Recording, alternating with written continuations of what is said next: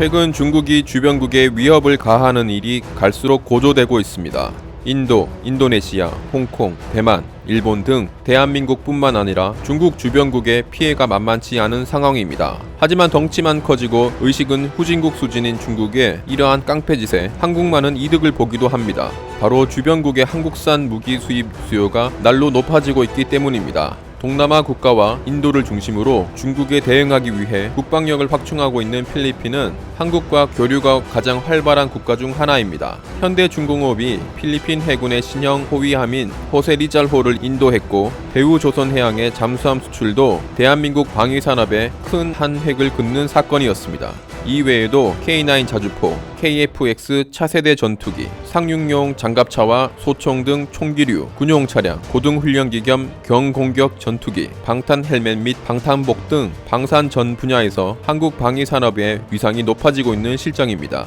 고부가 가치 최첨단 무기 수출이 늘면서 어느새 방위산업은 한국 경제의 새 성장 동력으로 자리잡고 있습니다. 스톡홀름 국제평화문제연구소에 따르면 한국의 무기 수출은 2019년 세계 순위 8위를 기록했는데 2015년 20위에서 불과 4년 만에 10위권 안으로 진입한 것입니다. 이처럼 한국 방산 수출이 동력을 얻게 된 가장 큰 비결은 수출 대상국을 겨냥한 현지화 전략으로 분석됩니다. 특히 대우조선해양의 잠수함 수출은 집요한 현지화로 수출 시장을 뚫은 대표 사례로 거론됩니다. 처음 잠수함 건조 기술이 없어 독일에서 전수받았지만 이를 발전시켜 오히려 독일과 동일한 품질로 가격을 대폭 낮추는 기술력까지 확보하게 되었습니다. 이를 바탕으로 인도네시아의 세밀한 요구까지 반영한 개량형 잠수함을 제안해 수주를 따내는 데 이릅니다. 대우조선해양은 1차 산업에 이어 인도네시아 해군으로부터 1,400톤급 잠수함 3척을 약 1조 1,600억 원에 추가 수주했습니다.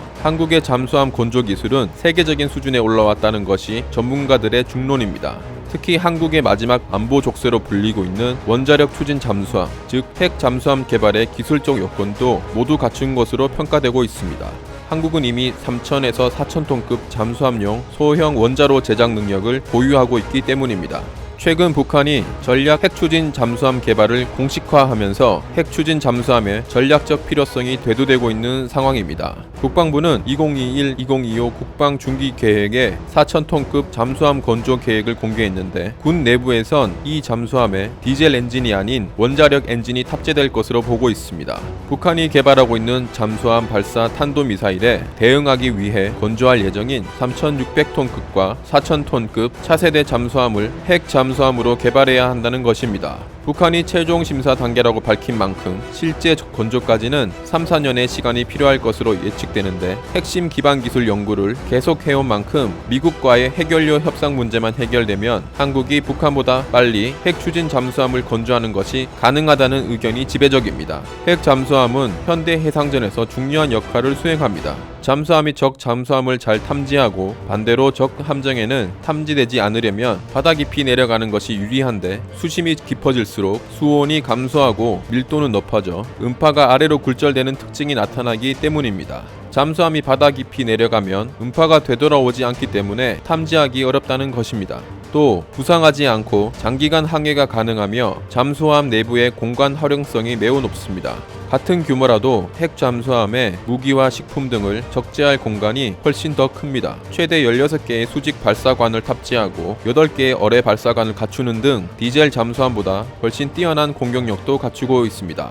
특수전 임무 지원도 가능합니다. 수송용 추진기를 장착하면 대원들이 소형 잠수정을 타고 작전을 펼칠 수 있습니다. 한국의 핵 잠수함은 전략 정보 자산으로 우방국과의 공동 임무를 통해 정보 획득 기능을 부여할 수 있습니다. 최근 중국, 러시아, 북한 등 주변국들이 전략 자산을 확대하고 있어 핵 잠수함 도입에 더 힘을 실어주고 있습니다. 하지만 아직 한 척당 1조 원이 넘는 막대한 예산과 미국의 협조 여부가 큰 산으로 남아 있습니다. 2015년 개정된 한미 원자력 협정에 따르면 양국 협의를 전제로 군사적 목적으로 미국산 우라늄을 20% 미만으로 농축하는 것은 금지되어 있습니다. 청와대 국가안보실 관계자가 지난해 9월 미국을 방문해 핵연료 공급을 요청했지만 미국 측이 난색을 표한 바 있습니다. 미 해군 산하 해상체계 사령부의 제임스 캠벨 프로그램 분석관은 지난해 전문가 토론회에서 미국이 한국을 동맹국으로 생각하지만 원자로 기술을 내주지는 않을 것이라고 밝혔습니다.